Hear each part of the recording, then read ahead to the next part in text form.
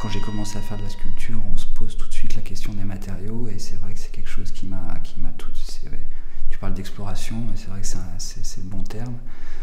Quels matériaux, pour quelle forme, quels usages, et quel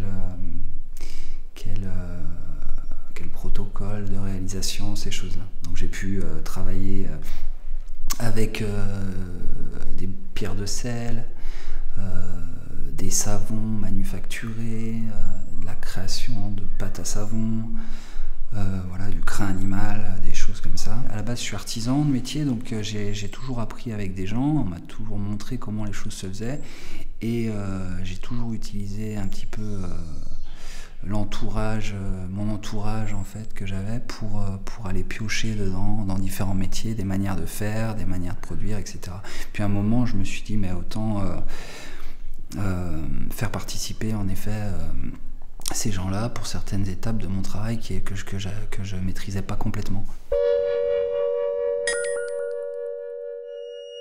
J'ai énormément de dessins, énormément de fragments comme ça d'architecture qui m'intéressent, que je conserve, mais les choses se déploient finalement dans le lieu par rapport à chaque fois à la hauteur, à l'espace, à ce qu'il évoque. Ici, on se retrouve dans une chapelle très grande, avec une hauteur sur plafond assez imposante. Et ces sculptures, elles viennent habiter en permanence le lieu. On dirait qu'elles sont ancrées dans l'espace depuis longtemps, parce que la laine de roche vient jusqu'au sol.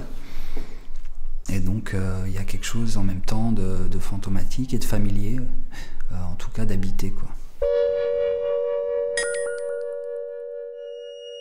En ce moment, je suis en train de recycler le savon, une matière de savon que j'avais coulée pour la Biennale de Lyon, dans les anciennes usines Fagor. J'avais donc coulé 3 tonnes de savon réalisé saponification à froid. Ce savon dessinait un grand paysage, comme une sorte de désert, comme ça, une grande coulée dans l'espace des usines.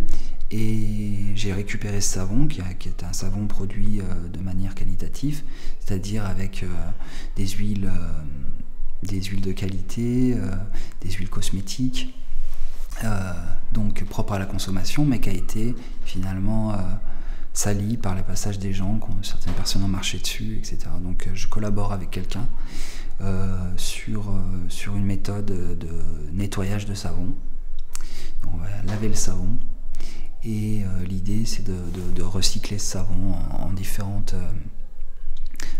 formes, des formes qui vont être moulées, des formes qui vont être des savons qui vont être extrudés puis découpés, donc différents types de distribution